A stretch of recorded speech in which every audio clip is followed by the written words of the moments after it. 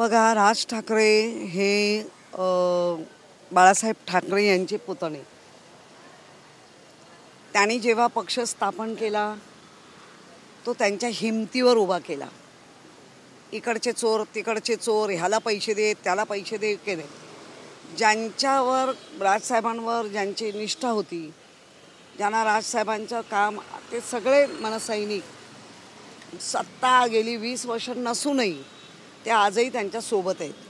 म्हणजे मनसैनिक हे सत्तेसाठी नक्कीच नाही.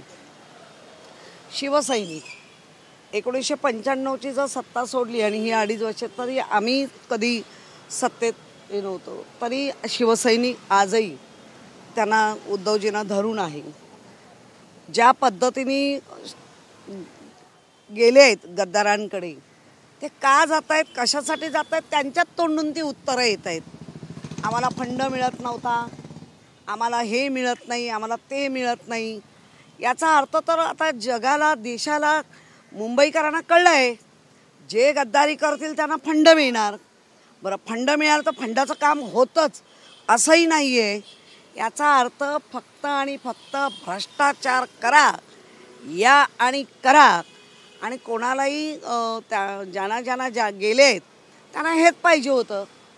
त्यामुळे राजसाहेबांचं कौतुक की त्यांनी कधी दुसऱ्याचा कोणाचा पक्ष फोडून, दुसऱ्याचे कोणाचे सैनिक फोडून, त्यांचे कोणाचे आमदार फोडून नेले नाहीत. त्यामुळे राजसाहेबांचं जे आत्ता मत आहे की ज्याच्याबरोबर हाती सत्ता येईलच हे त्यांना विश्वास आहे. राज ठाकरे यांनी आज म्हटलंय की आम्ही 20 वर्षानंतर 2 भाऊ एकत्र आलोय, तर तुम्ही पदाधिकाऱ्यांनी हेवेदावे विसरून एकत्र यायला हवं. कुठेतरी एक प्रकारे त्यांनी आता काही राज ठाकरे साहेबांच्या लक्षात आलं असेल, काही पदाधिकाऱ्यांना जसे हे विकत घेतले जातात तसं काहीतरी लालूच दाखवून भांडणं तयार करता आहेत का, असा प्रश्न निर्माण झाला असेल, वाटला असेल. म्हणून राजसाहेबांनी सांगितलं की भांडू नका, मनसैनिक शिवसैनिक एकत्र, आम्ही भाऊ जर 20 वर्षांनी एकत्र येतोय, तुम्ही का भांडताय, आणि खरंच भांडलं नाही पाहिजे. ताई, आपण जर बघितलं हिंदीचा मुद्दा हा घरात पोहोचलाय, पण हिंदीचा भाषिकांचा द्वेष करू नका असं देखील म्हणतात. बरोबर आहे. बघा, हिंदी ही कोणाचीच भाषा नाही आहे, ही एक व्यापाराची भाषा आहे. 2 लोकांमधला, समजा ज्याला इंग्रजी येत नाही, ज्याला त्या भाषा येत नाही, मग तामिळ येत नसेल, कुठे तेलुगू येत नसेल, कुठे केरला येत नसेल, अशी जी भाषा आहेत त्या येत नसतील आणि इंग्रजी येत नसेल, मराठी त्यांना कळत नसेल, तर त्यातला एक मधला दुवा म्हणून ही भाषा आहे. ही भाषा कुठल्याच कोणाची अशी व्यक्तिगत मातृभाषा कोणाचीच नाही आहे. त्यामुळे आमचंही तेच म्हणणं आहे, व्यापारी भाषा आहे. आपल्या 2 लोकांमधला होणारा छोटासा संवाद असेल तर तो व्हायला पाहिजे. कारण अनेक गुजराती एकत्र भेटले तर गुजरातीच बोलतात, ते हिंदी बोलत नाहीत. मारवाडी राजस्थानी भेटले तर ते त्यांचीच भाषा बोलतात, ते हिंदी बोलत नाहीत. पण आमच्यासारखे मराठी लोक आहेत ज्यांना गुजराती येत नाही, ज्यांना मारवाडी येत नाहीत, मग आपण चालू करतो की अरे भैया कैसा है, ये कैसा दिया, अशी जी तोडमोड हिंदी, त्या हिंदीला असं मदर टंग कोणाचीच नाही आहे. त्यामुळे आमचंही म्हणणं आहे, उगाच हिंदीवरला वाद कशाला. तुमची भाषा नाही, माझी नाही, त्याची नाही, ह्याची नाही, तर वाद कशाला. फक्त 1ली ते 4थी असता कामा नये. जे आपल्या मला याच्यामध्ये संपूर्ण शैक्षणिक धोरणात पण तेच सांगितलं आहे, RSS वाले पण आता तेच म्हणत आहेत. मग हट्ट कोणाचा आणि कशासाठी. ताई, आपण जर बघितलं राज ठाकरे असतील आणि उद्धव ठाकरे मात्र युतीवर कुणी बोलणं काय वेगळे वेळी मी बोलेन असं आजच्या भाषणामध्ये कुठेतरी एक स्पष्ट. बघा, पक्षप्रमुख आहेत, काही गोष्टी पक्षप्रमुख त्यांच्या नजरेतून काय असायला हवं आहे, कसं असायला हवं आहे, हे राजसाहेबांनी कायम दाखवून दिलेलं आहे. त्यामुळे त्यांनी त्यांच्या जर कार्यकर्त्यांना, पदाधिकाऱ्यांना जर हा संदेश दिला असेल तर ते काही चुकीचं नाही आहे. आम्हालाही बऱ्याच वेळेला संदेश आलेले आहेत की तुम्ही कोणी याच्यावर भाष्य करू नका म्हणून, कोण ते आम्ही आमचं बघू. बरोबर आहे. त्याच्यासाठी फक्त पक्षप्रमुख आणि पक्षप्रमुखांबरोबर असलेले मग त्यांचे जे सचिव आहेत या सगळ्यांमध्ये जे ठरेल ते आमच्यासारख्या नेत्यांकडे येणार. ताई, आपण जर बघितलं निशिकांत दुबे यांनी पुन्हा एकदा वादग्रस्त वक्तव्य केले. त्यामध्ये त्यांनी सांगितलं निवडणुकीत मनसे आणि उद्धव ठाकरे आता राजकारण पूर्णपणे संपेल, कारण की मुंबईत केवळ 30% लोक मराठीत आहेत, तर 12% उर्दू आहेत. असं कोण म्हणतं? निशिकांत दुबे. कोण तो? हा खासदार गुडघ्यावर आहे काय अक्कल? गुडघ्यावर अक्कल आहे त्या खासदाराची? जाणून बुजून स्वतःला प्रसिद्धी मिळवण्यासाठी या दोघांवर बोललं की ह्याला प्रसिद्धी मिळते आणि हा छुपा अजेंडा आहे की आपल्या असलेल्या युपीतल्या लोकांना कुठेतरी एका बाजूनी चालवायचं आहे. हा फालतूपणा आहे आणि हा खासदारच फालतू आहे. ताई, एक शेवटचा प्रश्न आहे. भाजपचे नेते प्रणय फुके हे बोलतात की भाजपचा बाप मीच आहे, प्रणय फुके. प्रणय फुकेला म्हणावं 2 मुलांना घेऊन प्रणय परिणी हा तेच 2 मुलांना घेऊन बायको दान दान दान लोकांच्या दारात फिरते. त्याचा पहिला बाप हो, मग दुसऱ्यांचे बाप बन. फुके तो फुकेच, काही बोलतो. एक शेवटचा, निशिकांत दुबे यांनी म्हटलं, म्हणजे मुख्यमंत्री देवेंद्र फडणवीस म्हणतात ते निशिकांत दुबे जर महाराष्ट्रात आलं तर आम्ही त्याचं स्वागत करू. आता हे दुर्दैव आहे, सगळ्यांचं दुर्दैव. कोणी महाराष्ट्रात आल्यानंतर नक्कीच काय त्याला होता का म्हणे मारामारी वगैरे ही इथपर्यंत मान्य आहे. स्वागत काय करू? मराठीला दुय्यम लेखतोय आणि वाटेल ते बोलतोय, स्वागत काय? हे आमचं दुर्दैव आहे. ताई, एक शेवटचा प्रश्न घेतो. संजय राऊत यांनी मराठी भाषेच्या मुद्द्यावरती आक्रमक भूमिका आज घेतलं पाहायला मिळेल. मात्र बावनकुळे असं म्हणतात की तुम्ही जर हिंसाचार केला तर त्याला आम्ही बघून घेऊ, कशाप्रमाणे हिंसाचार करतो. मुळात आम्ही हिंसाचार करणार नाही आहोत.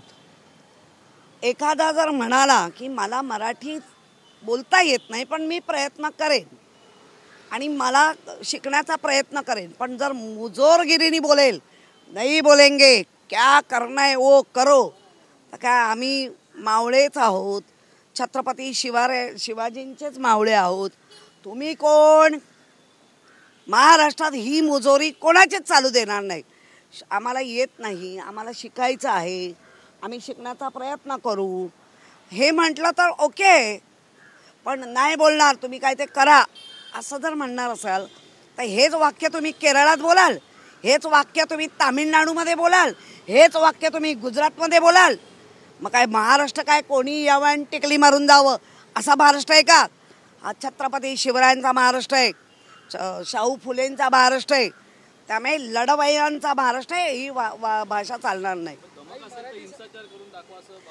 नाहीच करणार आहे. तुम्हाला का हवा हिंसाचार? तुम्हाला का हवा हिंसाचार? हिंसाचार आम्हालाही नकोय. दादागिरी तुम्ही त्यांना पाठवून सपोर्ट करताय. तुम्ही बोला उलट सुलट, करू दे हिंसाचार असं बावनकुळे त्यांचं वाटतंय. म्हणजे एकंदरीत मनसेसारखा खळखळाटचा नारा आता ठाकरेंच्या सेनेने देखील दिलेला आहे असं म्हणता येईल. बघा, मी परत तेच सांगेन, जर बावनकुळे सारखे परप्रांतीयांना अदर भाषिकांना चढवत असतील अशा पद्धतीने तर खळखट्याक होणारच. ताई, राज ठाकरे यांनी नवीन मुंबईमध्ये मेळावा घेतला शेतकरी कामगार पक्षामध्ये. त्या ठिकाणी सांगितलं की रायगडमध्ये सर्वात जास्त डान्स बार आहे, त्यानंतर मनसे सैनिक आक्रमक झाले आणि त्या ठिकाणी डान्स बार देखील फोडण्यात आला. मात्र ह्यावर आता आहार संघटनेचे जे वकील आहेत डान्स बार आणि ऑर्केस्ट्रा जयश्री पाटील, ते म्हणतात की डान्स बार जास्त अमराठी लोकांचा नाही तर मराठी लोकांचा.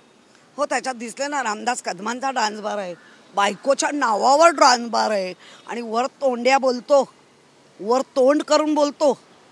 अरे तुरे करण्याच्यात लायकीचे झालेत हे. बायकोच्या नावावर डान्स बार आणि 1 नाही 2 नाही 3 वेळा धाडी पडल्या आणि आता तोंड वर करून सांगताय ऑर्केस्ट्रा होता. ऑर्केस्ट्रा बंदिस्त ऑर्केस्ट्रा असतो का? असला तरी तिथे गिरायका असतात का? असले तर पैसे वाटतात का? मुली लगट करतात का? काय कसले उत्तर देत आहे? महाराष्ट्र काय वेडा आहे का? महाराष्ट्राची सुज्ञान आहे जनता. महाराष्ट्राला कळून चुकलंय. जे मंत्री महोदय त्यांच्या आईच्या नावाने त्याच्या बायकोच्या नावाने डान्स बार, आणि म्हणूनच उद्धवजींचा प्रचंड राग करत होते, कारण उद्धवजींचा ह्या गोष्टीला विरोध होता. ताई, एकीकडे पाहायला गेलं तर विधान परिषदेत जे आहे चित्रा वाघ असतील किंवा मनीषा कांदे असतील यांनी कबूतरविषयी कबूतरखाना हटवावा दादरचा हा विषय मांडला होता. पण एकीकडे पाहायला गेलं तर जे भाजपचे मंत्री आहेत मंगलप्रभात लोढा यांनी देखील जे आहे त्यांनी असं नकार दिला आहे. कुठेतरी महानगरपालिकेशी समन्वय साधून मध्य पर्याय काढावा असं देखील त्यांचं म्हणणं आहे. याकडे कसं पाहता? म्हणजे अंतर्गतच वाद. आपण हिंदू म्हणा कोणी सहिष्णू असतो पक्षी प्राणी यांच्याबद्दल. कबूतर हा 1993 वर्ष कबूतर खाण्याला जाते. म्हणजे 93 पासूनचा आजपर्यंतचा आरोग्याचा रिपोर्ट हा तेव्हा नव्हता. या चित्रा वाघच्या मामीला झाल्याबरोबर कळला. ओके. आणि आता सगळ्यांच्या जीवावर ती बाई उठतेच. आता कबूतरच्या पण जीवावर उठली आहे. तर ठीक आहे, कारण तो निर्णय सुप्रीम कोर्टाने दिला आहे. ह्यांचं सगळीकडेच राज्य आहे. आता ह्या राज्यात आमचे कबूतर तरी छान राहतात का बघायचं आहे. कुठेतरी काही कबुतरांना जे आहे ते मृत्युमुखी देखील पडलेले आहे. त्यांना खाण्यासाठी मिळालं नाही, त्यामुळे देखील मृत्युमुखी पडले. याकडे कसं पाहता? मी अतिशय सहिष्णू आहे. मला दया येते.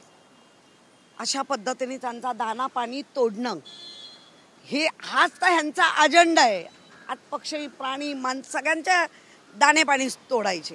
पण जैन समुदाय अजून देखील आक्रमक आहे. काहीतरी पर्यायी मार्ग नाही, जैन समुदायाला वाटत होतं ना की हे सगळं आमच्यासारखं आहे, भाजप म्हणजे आमचा. आता कळतं येतं ना काय ते.